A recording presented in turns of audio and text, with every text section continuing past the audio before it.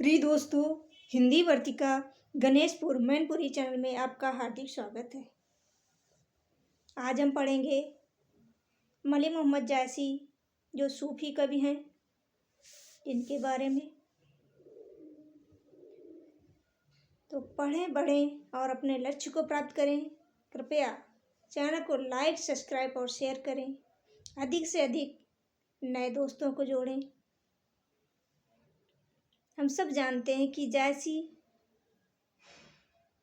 ऐसे महत्वपूर्ण कवि हैं जो LT, GIC, TGT, PGT, net, JRF net अर्थात हिंदी साहित्य से संबंधित जो भी परीक्षाएं, उनमें लगभग इससे प्रश्न पूछा जाता है। तो जायसी के बारे में महत्वपूर्ण प्रश्नावली है। आज हम पढ़ेंगे। पढ़ें, बढ़ें और अपने लक्ष्य को प्राप्त करें। चैनल को अधिक से अधिक शेयर करें, नए नए दोस्तों को जोड़ें, हमारा भी मनोबल बढ़ाएं। अपने सुझाव कमेंट्स बॉक्स में दें। तो समय को ना गंवाते हुए हम शुरू कर रहे हैं हिंदी साहित्य से संबंधित महत्वपूर्ण टॉपिक जायसी, जो सूफी कवि हैं। इसी तरह अन्य पाठ्यक्रम को पढ़ने के लिए चैनल से जुड़े रहें और अपने सुझाव अवश्य बताएं।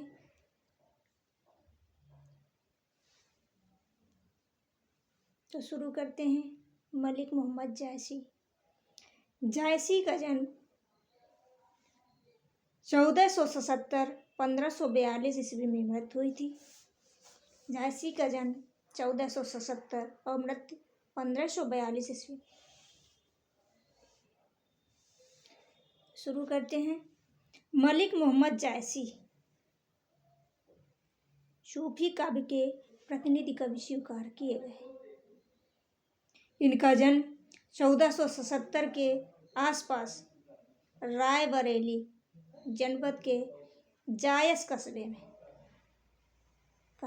जायस कस्बे में हुआ था। अर्थात मलिक मोहम्मद जायसी का जन्म जायस कस्बे में हुआ था, जो रायबरेली में पड़ता है। रायबरेली जनपद है। जायस के होने के कारण इनका नाम जायसी पड़ गया। अगला पॉइंट, जायसी सूफी फकीर शेख मोहिदी के शिष्य थे। सूफी फकीर मोहिदी के शिष्य थे, अर्थात इनके गुरु का नाम फकीर शेख मोहिदी था। जायसी के गुरु का नाम सूफी फकीर शेख मोहिदी था। मलिक मोहम्मद जायसी सूफी काव्यधारा अर्थात प्रेम मार्गी शाखा के प्रतिनिधि कवि हैं। पंडित रामचंद्र शुक्ल इन्हें सूर और तुलसी के समकक्ष मानते हैं। शुक्ल जी ने इन्हें सूर और तुलसी के समकक्ष माना है। अगला पॉइंट, जायसी बड़े कुरूप थे। कहते हैं कि एक बार बादशाह शेर शाह ने इनकी कुरूपता पर हंस पड़े। जायसी ने अपने ऊपर शेर शाह को हंसते हुए देखकर कहा कि मोहिका हंसे की कोही रहे, अर्थात मुझे हंसे या जिसने इसकी रचना की उसके बारे में, अर्थात तुम मुझ पर हंस रहे हो या मुझे बनाने वाले कुम्हार अल्लाह पर। मोहिका हंसे की कोही रहे, अर्थात तुम मुझ पर हंस रहे हो या मुझ बनाने वाले कुम्हार अल्लाह अर्थात भगवान पर। इसको सुनकर बादशाह बहुत लज्जित हुए। इसको सुनकर बादशाह बहुत लज्जित हुए। विरक्त हो जाने पर चित्सिया सूफी संप्रदाय के प्रसिद्ध पीर अर्थात गुरु शेख मोहिद्दीन ने उन्होंने दीक्षा ली थी। माना जाता है कि सन 1542 ईस्वी के लगभग इनकी मृत्यु हुई। किसकी? जायसी की। जायसी की प्रमुख रचनाएं हैं। जायसी द्वारा छोटे बड़े मिलाकर लगभग 42 ग्रंथों की रचना की गई है। जायसी द्वारा छोटे बड़े ग्रंथ मिलाकर 42 ग्रंथों की रचना की गई है। जायसी की प्रमुख रचनाओं का विवरण देखते हैं। अखरावट। अखरावट में वर्णमाला के एक एक अक्षर लेकर सिद्धांत संबंधी तत्वों से भरी चौपाइयाँ कही गई हैं। इस छोटी सी पुस्तक में ईश्वर, सृष्टि, जीव, ईश्वर, प्रेम आदि विषयों पर विचार प्रकट किए गए हैं। इसमें सूफी सिद्धांतों का वर्णन किया गया है। इस छोटी सी पुस्तक में ईश्वर, सृष्टि, जीव, ईश्वर, प्रेम, ईश्वर सृष्ट है, ईश्वर जीव भी है, आदि विषयों विचार प्रकट किए गए। इसमें सूफी सिद्धांतों का वर्णन किया है। अखरावट में वर्णमाला एक एक अक्षर को लेकर सिद्धांत संबंधी तत्वों से भरी चौपाइयाँ की गई। वर्णमाला मतलब वर्ण का क्रम, का, खा, गा, घा, इस प्रकार। आखिरी कलाम, इसमें सृष्टि के अंत की कथा है। इसे कयामत कहते हैं। आखिरी कलाम को कयामत भी कहते हैं। इसमें बाबर की प्रशंसा की गई। किसकी प्रशंसा की गई है? बाबर की। आखिरी कलाम में बाबर की प्रशंसा की गई है। इसे कयामत भी कहते हैं। इसमें सृष्टि के अंत की कथा है। अगला पॉइंट, रामचंद्र शुक्ल के अनुसार, रामचंद्र शुक्ल के अनुसार आखिरी कलाम की भाषा पद्मावत और वह अखरावट की अपेक्षा अधिक ठेठ और बोलचाल की अवधि है। आखिरी कलाम की भाषा पद्मावत व अखरावट की अपेक्षा अधिक ठेठ और बोलचाल की अवधि है। अगला पॉइंट,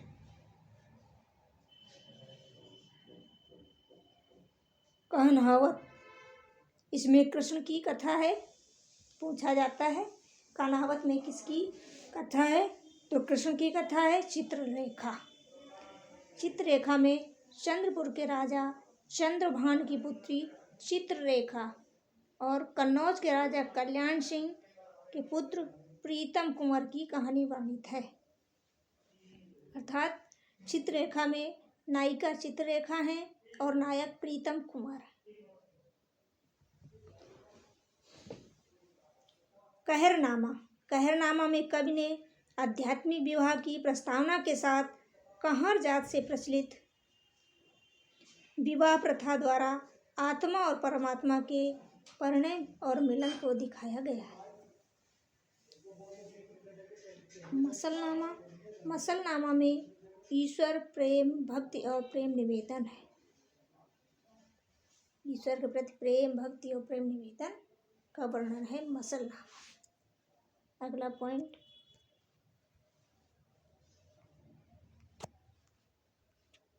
पद्मावत। पद्मावत इनकी कीर्ति का आधार है।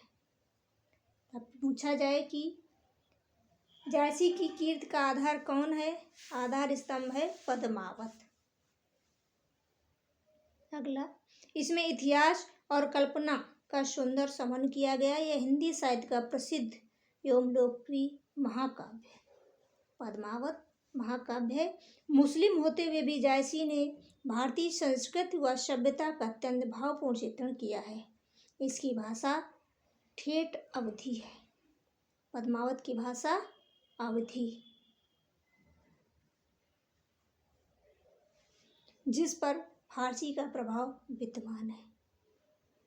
पद्मावत की भाषा अवधी, जिस पर फारसी का प्रभाव विद्यमान है। अगला, आखिरी कलाम में जायसी ने अपने जन्म के विषय में लिखा है, भा अवतार मोर नौसदी, 30 बरस ऊपर कवि बदी। भा अवतार मोर नौसती, 30 बरस ऊपर कवि भूपति। अगला पॉइंट, जायसी ने पद्मावत के निर्माण के संबंध में लिखा है। पद्मावत का जब निर्माण किया है अर्थात पद्मावत की जो रचना की है उसके संबंध में लिखा है। सन 927 आहा, कथा आरंभ बैन कवि कहा।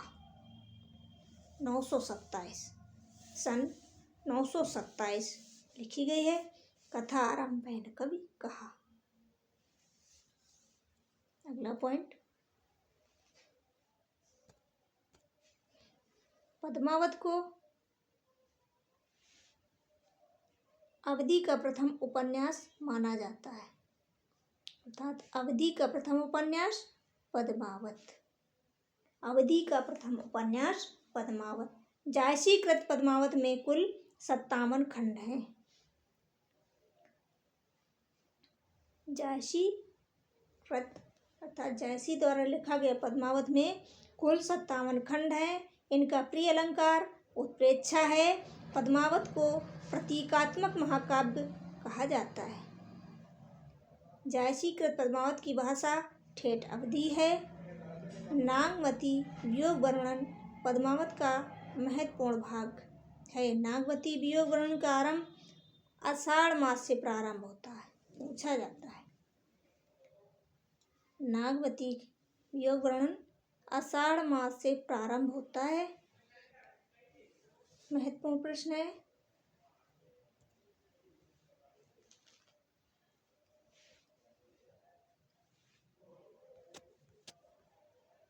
ये देखते हैं पद्मावत में प्रयुक्त प्रतीकार्थ। पद्मावत में और प्रतीकार्थ जो है, रत्नसेन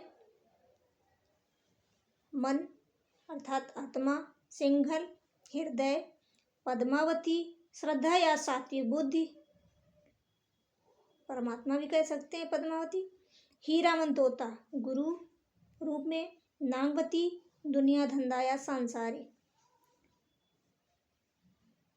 बुद्धि, राघव चेतन शैतान। नागवती बुद्धि का प्रतीक है जो दुनिया धंधा सांसारिक, राघव चेतन शैतान का प्रतीक है, अलाउद्दीन माया का प्रतीक है।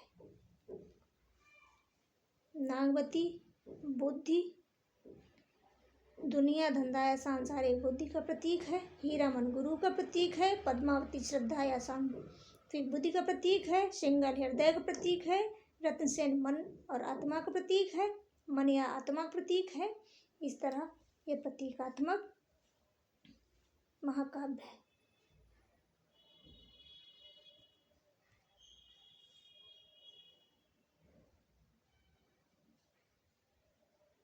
तो अभी हमने देखा कि नागवती वियोग का वर्णन का आरंभ आषाढ़ मास से होता है। अगला पॉइंट,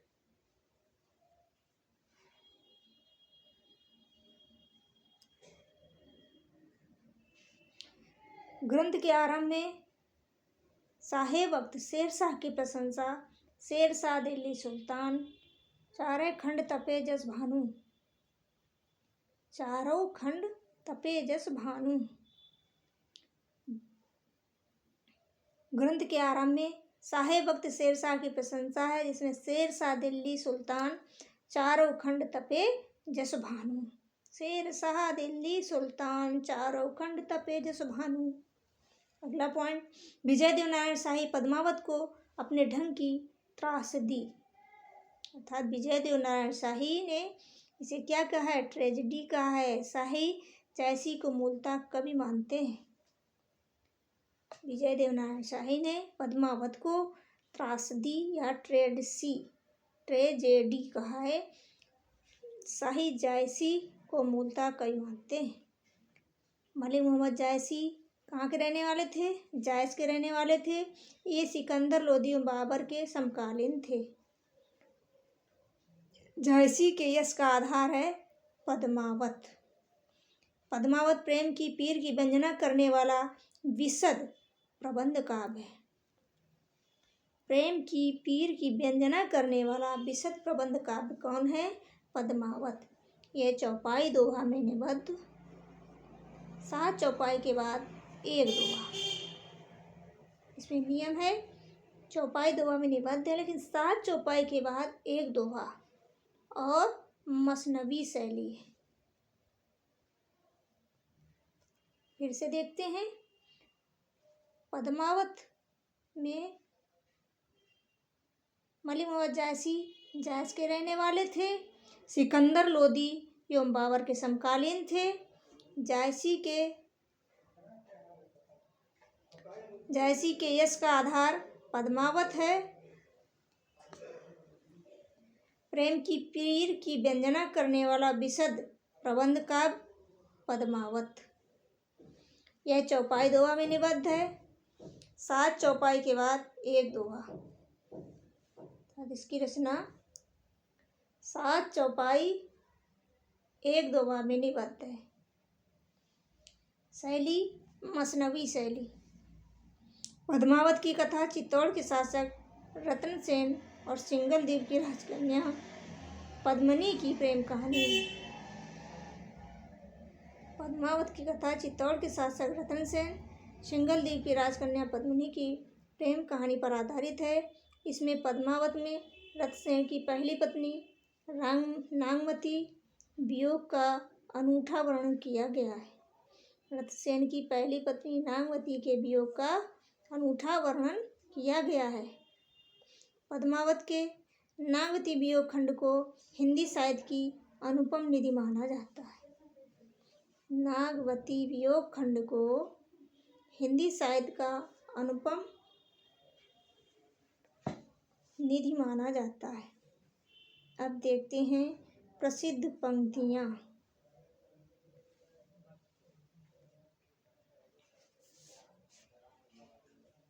प्रसिद्ध पंक्तियाँ। रवि शशि नखत दियहि ओहि ज्योति, रतन पदारथ माणिक मोती। जहाँ तहाँ बियस सुभावै हसी, तहाँ जहाँ छिटकी ज्योति पर गसी। ये जायसी द्वारा लिखी गई। रवि शशि नखत दिहै ओहि ज्योति, रतन पदारथ माणिक मोती। दूसरा है, जहाँ तहाँ बिहस सुभावै हसी, तहाँ जहाँ छिटक ज्योति पर गसी। ये भी जायसी द्वारा लिखा गया है। अगली पंक्ति है, बसई पक्षी बोलहि बहु भाखा, करहि हुलास देखि के शाखा। बसहि पक्षी बोलहि बहु भाखा, करहि हुलास देखि के शाखा। जायसी जी ने लिखा है। तन चितऊ मन राजा कीन्हा, ही सिंघल बुद्धि पद्मिनी चीन्हा। तन चित उर मन राजा कीन्हा, ही सिंघल बुद्धि पद्मिनी चीन्हा। गुरु सुआजै पंथ दिखावा, गुरु बिन जगति को निर्गुण पावा। गुरु सुआजै पंथ दिखावा, बिन गुरु जगति को निर्गुण पावा। ये भी जायसी द्वारा लिखा गया है। ये सभी पंक्तियाँ जायसी द्वारा लिखी है। अगली पंक्ति देखते हैं।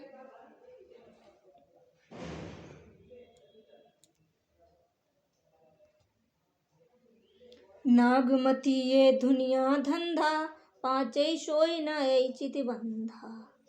नागवती ये दुनिया धंधा, पाँचा सोई न चित बंधा। राघव दूत सोई शैतान, माया अलाउद्दीनी सुल्तान। अगला पॉइंट, ये पंक्ति है, जहाँ न रात न दिवस है, जहाँ न पौन न घरानी।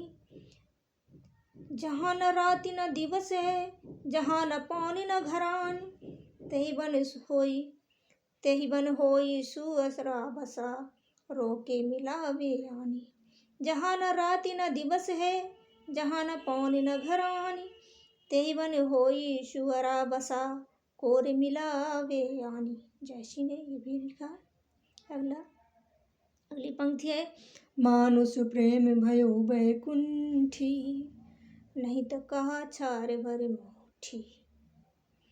मानुष प्रेम भयो बैकुंठी, नहीं तो कहा छार भरी मुट्ठी।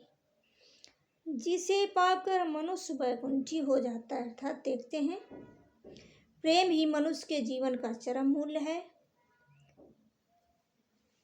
जिसे पाकर मनुष्य बैकुंठी हो जाता है, अन्यथा वह एक मुट्ठी राख नहीं तो क्या। अन्यथा वह एक मुट्ठी राख नहीं तो क्या। ये भी जैसी तरह लिखा है, मानुष प्रेम भयो बैकुंठी, नहीं तो कहा छार भरी मुट्ठी। अगला पॉइंट, छार उठाए लीनी एक मुट्ठी, दीनी उझई पिरमथी झूठी। छार उठाए लीनी एक मुट्ठी, दीनी उड़ाए परमिथी झूठी। अगली पंक्ति है, पुख नक्षत्र सिर ऊपर आवा, हो बिन न हो मंदिर को छावा। पुख नक्षत्र सिर ऊपर आवा, हो बिन न हो मंदिर को छावा। बरसे मघा झकोरी झकोरी, मोहि दुई नैन चुबहि जसी ओरी। बरसे मघा झकोरी झकोरी, मोहि दुई नैन चुबहि असी ओरी। अगली पंक्ति है, पीयूषु कहूँ संदेशड़ा, हे भौरा हे काग, शोधन बिरहे जार मोहि तहि कदमा हम लाग। पीयूषु कहूँ संदेशड़ा, हे भौरा हे काग, शोधन बिरहे जार मोहि तेहि किधुआ हम लाग। अगली पंक्ति है, तीरथ बरत न करो वंदेसा, तुम्हारे चरण कमल मतेसा।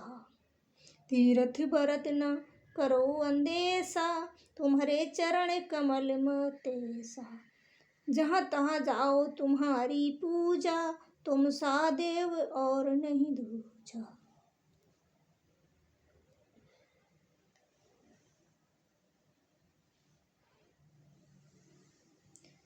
फिरी फिरी रोई कोई नहीं डोला, आधी रात विहंगम बोला।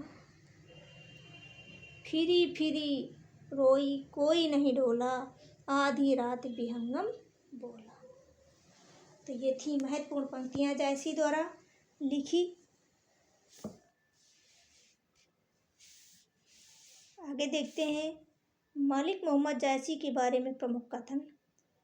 विभिन्न आचार्यों ने अपने अपने मतानुसार इनके बारे में कहा है। तो देखते हैं, आचार्य रामचंद्र शुक्ल के अनुसार मलिक मोहम्मद जायसी के गुरु शेख मोहिउद्दीन रामचंद्र शुक्ल ने प्रेम गाथा की परंपरा में पद्मावत सबसे प्रौढ़ और सरस है। प्रेम गाथा की परंपरा में पद्मावत सबसे प्रौढ़ और सरस है। आचार्य रामचंद्र शुक्ल, जायसी की भाषा देसी सांचे में ढली हुई बिंदुओं के घरेलू भाव से भरी हुई बहुत ही मधुर और हृदयग्राही है। जायसी की भाषा देसी सांचे में ढली हुई हिंदुओं के घरेलू भाव से भरी हुई बहुत ही मधुर और हृदयग्राही है। अगली पंक्ति है, आचार्य रामचंद्र शुक्ल ने जायसी के द्वारा रचित 3 ग्रंथों को स्वीकार किया है जो बहुत ही उल्लेखनीय है। पद्मावत, अखरावट, आखिरी कलाम का ही उल्लेख किया है। आचार्य रामचंद्र शुक्ल जायसी के द्वारा रचित 3 ग्रंथ पद्मावत, अखरावट, आखिरी कलाम। पद्मावत, अखरावट और तीसरा है आखिरी कलाम का ही उल्लेख किया है। आचार्य शुक्ल के अनुसार पद्मावत की कथा पूर्वार्ध कल्पित, उत्तरार्ध ऐतिहासिक। पहले जो है वो कल्पित है और बाद में ऐतिहासिक है।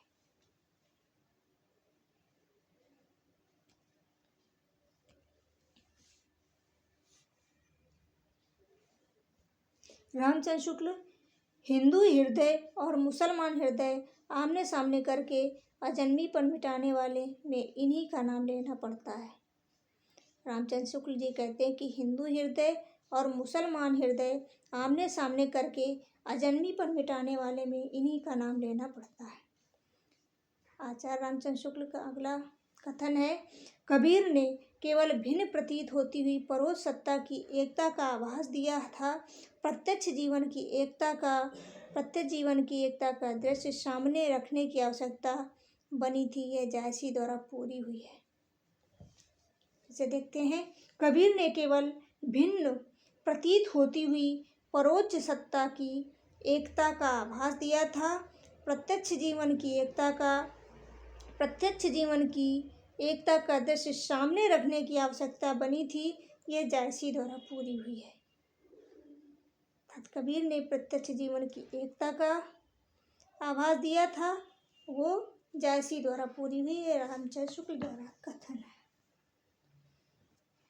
अगला कथन है रामचंद्र शुक्ल जी द्वारा, एक ही गुप्त तार मनुष्य मात्र के हृदयों से सोता हुआ गया है, जिसे छूते ही मनुष्य सारे बाहरी रूप रंग के भेदों की ओर ध्यान हटा एकत्व का अनुभव करने लगता है। एक ही गुप्त तार मनुष्य के हृदयों से होता हुआ गया है, जिसे छूते ही मनुष्य सारे बाहरी रूप रंग भेदों की ओर से ध्यान हटा एकत्व का अनुभव करने लगता है।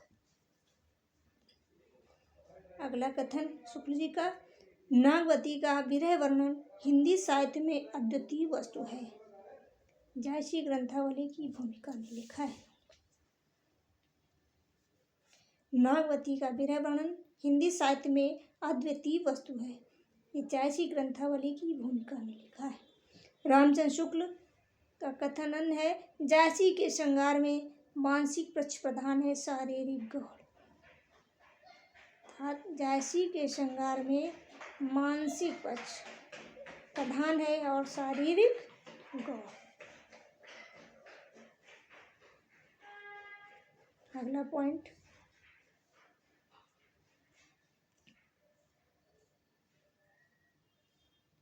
शुक्ल द्वारा कथन है, रामचंद्र शुक्ल, कुछ ऐसे शब्द हैं जिनका प्रयोग तुलसी जायसी को छोड़ और किसी कवि ने नहीं किया है।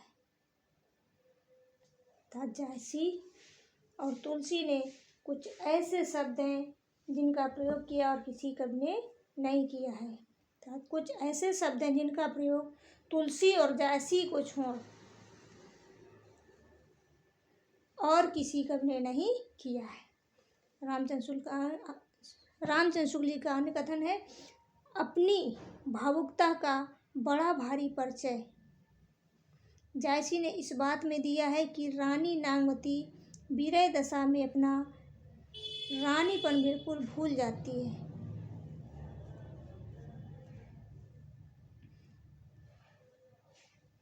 अपनी भावुकता का बड़ा भारी परिचय जायसी ने इस बात में दिया है कि रानी नागवती विरह की दशा में अपना रानीपन बिल्कुल भूल जाती है और अपने को केवल साधारण नारी के रूप में देखती है। इसी सामान्य स्वाभाविक वृत्ति के बल पर उसके विरह वाक्य छोटे बड़े सबके हृदय को समान रूप से स्पर्श करते हैं। फिर से देखते हैं, अपनी भावुकता का बड़ा भारी परिचय जायसी ने इस बात में दिया है कि रानी नागवती विरह दशा में अपना रानीपन बिल्कुल भूल जाती है और अपने को केवल साधारण नारी के रूप में देखती है।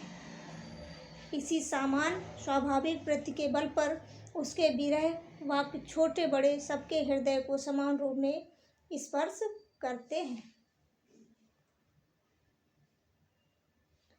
रामचंद्र शुक्ल का अन्य कथन, जायसी का विरह वर्णन कहीं कहीं अतियुक्त होने पर भी मजाक की हद तक नहीं पहुंचने पाया, उसमें गांभीर्य बना हुआ है। जायसी का विरह वर्णन कहीं कहीं अतियुक्तपूर्ण होने पर भी मजाक की हद तक नहीं पहुंचने पाया, उसमें गांभीर्यपूर्ण बना हुआ है। रामचंद्र शुक्ल का कथन है, हिंदी के कवियों में यदि कहीं रमणीय सुंदर अद्वैतीय रहस्य भाव रहस्यवाद है तो वह जायसी का है जिनकी भावुकता बहुत उच्च कोटि की है। हिंदी के कवियों में यदि कहीं रमणीय, सुंदर, अद्वितीय रहस्यवाद है तो वह जायसी का है जिनकी भावुकता बहुत ही उच्च कोटि की है। अगला पॉइंट, रामचंद्र शुक्ल का कथन है, जायसी की भाषा बहुत ही मधुर है पर उसका माधुर्य निराला है। वह माधुर्य भाषा का माधुर्य है, संस्कृत का ही माधुर्य नहीं।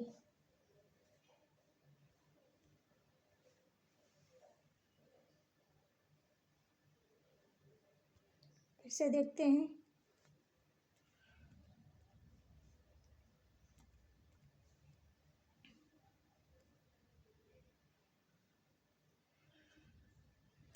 रामचंद्र शुक्ल, जायसी की भाषा बहुत ही मधुर है पर उसका माधुर्य निराला है।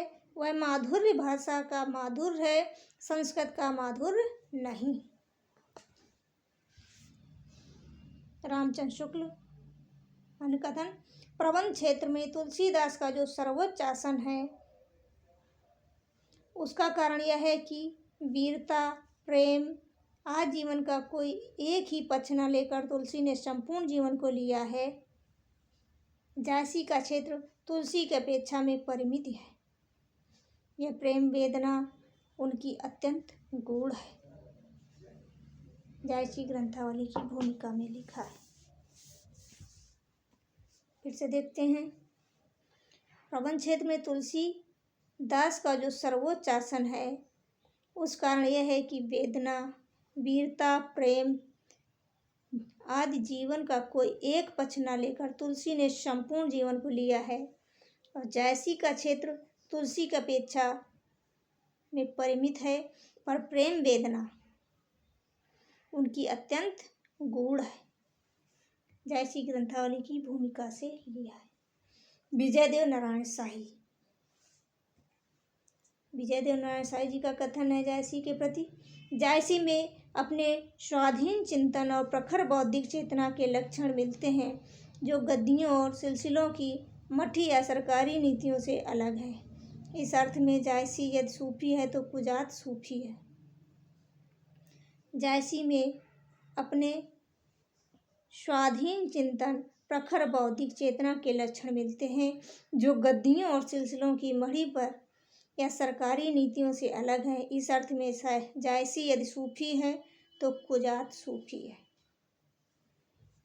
अगला कथन है विजयदेव नारायण शाही जी का, जायसी के पद्मावत में न सिर्फ एक विशेष जीवन दृष्टि है बल्कि एक स्पष्ट सामाजिक सांस्कृतिक समन्वय भी है। जायसी के पद्मावत में न केवल सिर्फ एक विशेष जीवन दृष्टि है बल्कि एक स्पष्ट सामाजिक सांस्कृतिक समन्वय भी है। विजयदेव नारायण का अगला कथन, जायसी का प्रस्थान बिंदु ईश्वर है न कि नया अध्यात्म। इनकी चिंता का मुख्य ध्येय मनुष्य है। विजयदेव नारायण शाही जी ने जायसी के बारे में कहा कि जायसी का प्रस्थान बिंदु न ईश्वर है न कोई नया अध्यात्म। उनकी चिंता का मुख्य ध्येय क्या है? मनुष्य। अर्थात जायसी जी के बारे में इन्होंने कहा है कि जायसी का प्रस्थान बिंदु न ईश्वर है न कोई नया अध्यात्म। उनकी चिंता का मुख्य ध्येय है मनुष्य।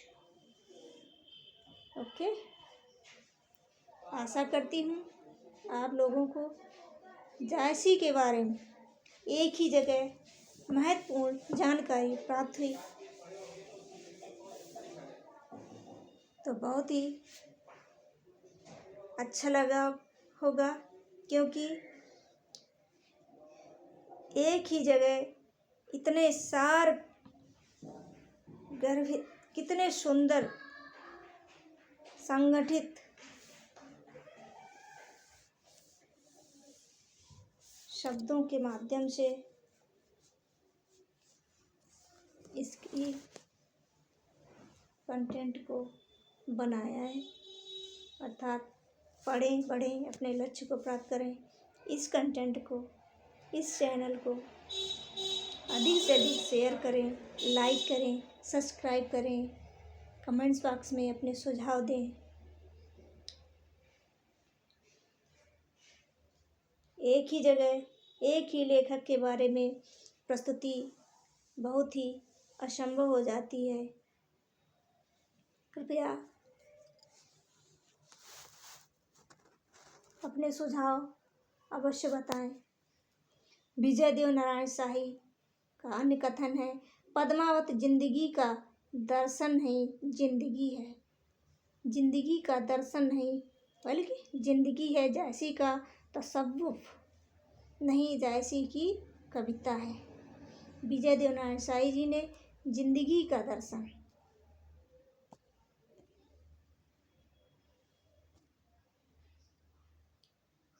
नहीं, जिंदगी है। पद्मावत के बारे में विजय देव नारायण शाही जी कहते हैं, पद्मावत जिंदगी का दर्शन नहीं, जिंदगी है। वह जैसी का तसव्वुफ नहीं, जैसी की कविता है। अगला कथन विजय देव नारायण शाही जी द्वारा, पद्मावत का पूर्वार्ध भाग यूटोपिया है। पद्मावत का पूर्वार्ध भाग यूटोपिया है, जबकि शुक्ल जी ने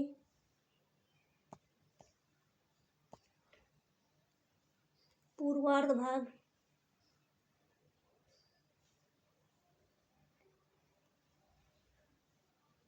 कल्पित बताया। कैसा? कल्पित। उत्तरार्ध ऐतिहासिक और जैसी जी ने पूर्वार्ध भाग यूटोपिया बताया है। ये महत्वपूर्ण प्रश्न है,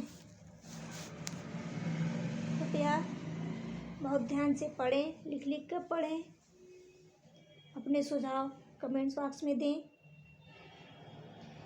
अगला कथन है विजय देव नारायण शाही जी द्वारा, जैसी यदि सूफी हैं तो कुजात सूफी है, जैसी पहले कवि हैं बाद में सूफी है।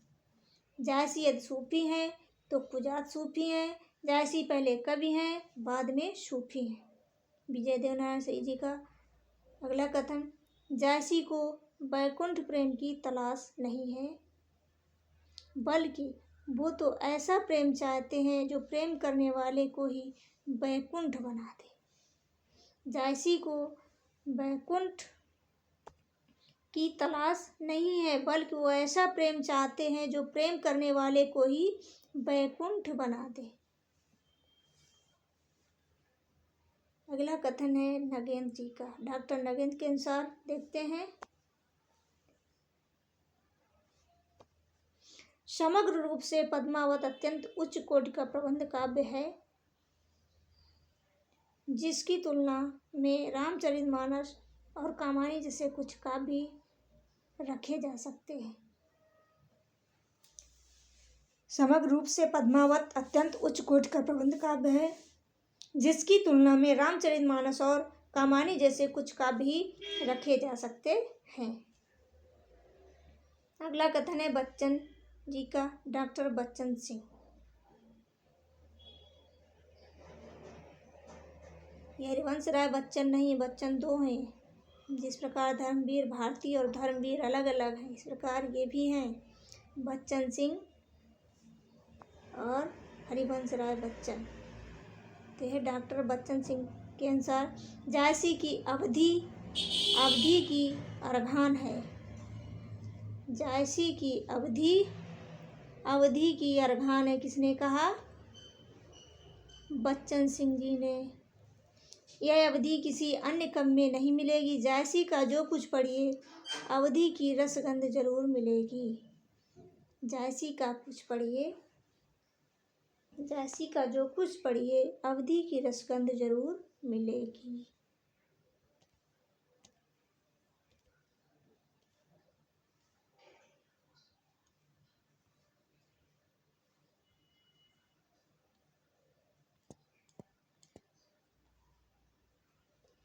अगला कथन है बच्चन सिंह का।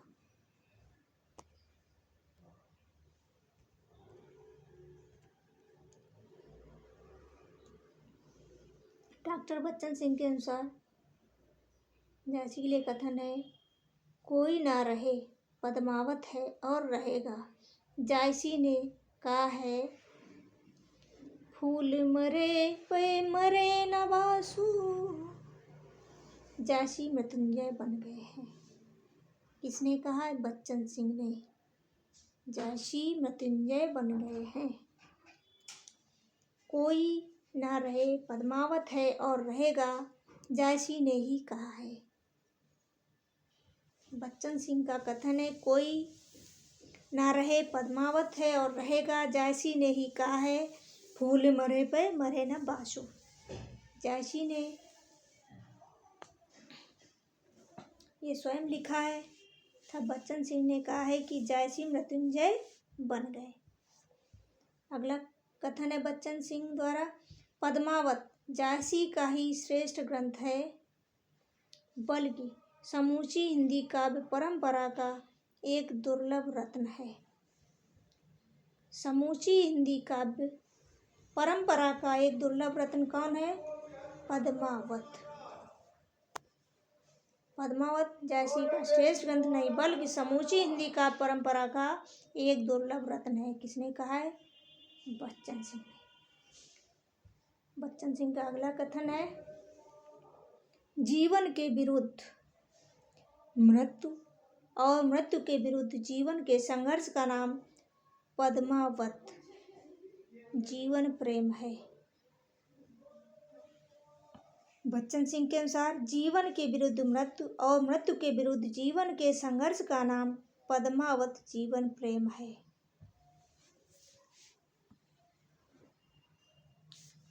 अगला कथन डॉक्टर बच्चन सिंह के अनुसार, इनके अनाकर्षण चेहरे को देखकर लोग हंसते थे, अर्थात ये कुरूप थे।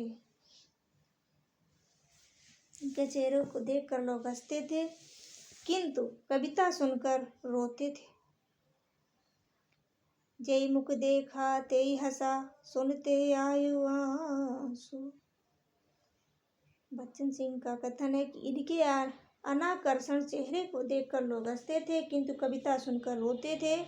जय मुख देखा तेई हंसा, सुनते आयु आंस, अर्थात जिसने मेरे मुंह को देखा उसे हंसी आई और मेरी रचनाओं को पढ़कर, कविताओं को पढ़कर आंसू आए।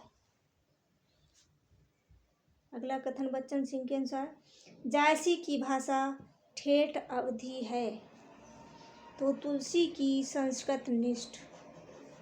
यह अंतर दोनों विषय वस्तु में भी है। एक में लोक कथा है इसलिए लोक भाषा, दूसरे में क्लासिकल कथा है इसलिए संस्कृत निष्ठ भाषा। फिर से देखते हैं, जायसी की भाषा ठेठ अवधी है तो तुलसी की संस्कृत निष्ठ। यह अंतर दोनों विषय वस्तु में भी हैं। एक में लोक कथा है इसलिए लोक भाषा, दूसरे में क्लासिकल कथा इसलिए ये संस्कृत निष्ठ भाषा है। अगला पॉइंट, डॉक्टर बच्चन सिंह के अनुसार सूफी काव्य में एक ही कवि है, जायसी शेष लकीर के फकीर। बच्चन सिंह के अनुसार सूफी काव्य में एक ही कवि है, जायसी। कौन? जायसी शेष लकीर के फकीर हैं। किसने कहा? बच्चन सिंह ने। सूफी काव्य में एक ही कवि है, जायसी शेष लकीर के फकीर। तो दोस्तों, ये थी महत्वपूर्ण प्रश्नावली कंटेंट जायसी के बारे में। जायसी का जन्म 1477, मृत्यु 1542। मलिक मोहम्मद जायसी सूफी काव्य के प्रतिनिधि कवि स्वीकार किए गए हैं। इनका जन्म 1477 के आसपास रायबरेली के जनपद जायस कस्बे में हुआ था। जायस में होने के कारण इनका नाम जायसी पड़ गया। जायसी सूफी फकीर शेख मोहिउद्दीन के शिष्य थे शेख मोहिउद्दीन शेख मोहम्मदीन, अर्थात इनके गुरु का नाम फकीर शेख मोहिउद्दीन था।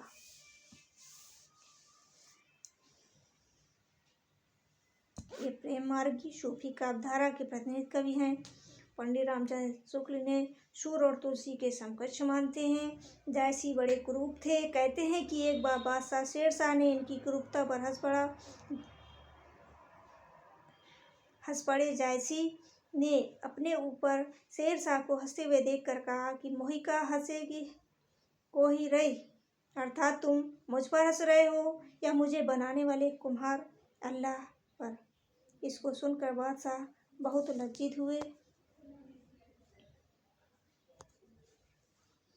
विरक्त हो जाने पर चिश्तिया सूफी समुदाय के प्रसिद्ध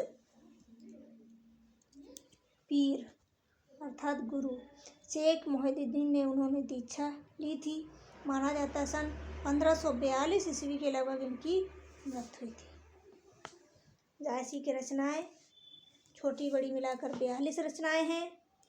इसमें महत्वपूर्ण है अखरावट, आखिरी कलाम, पद्मावत, कान्हावत, चित्ररेखा, कहरनामा, मसलनामा। तो दोस्तों, आपको एक ही जगह जायसी के बारे में महत्वपूर्ण जानकारी मिली। कृपया इसी तरह के कंटेंट को पाने के लिए इस चैनल से जुड़ें और अधिक से अधिक बहन भाइयों को जोड़ें। चैनल को शेयर करें, लाइक करें, सब्सक्राइब करें, अपने सुझाव कमेंट्स बॉक्स में दें। तो आज की कक्षा यहीं तक दोस्तों। बहुत ही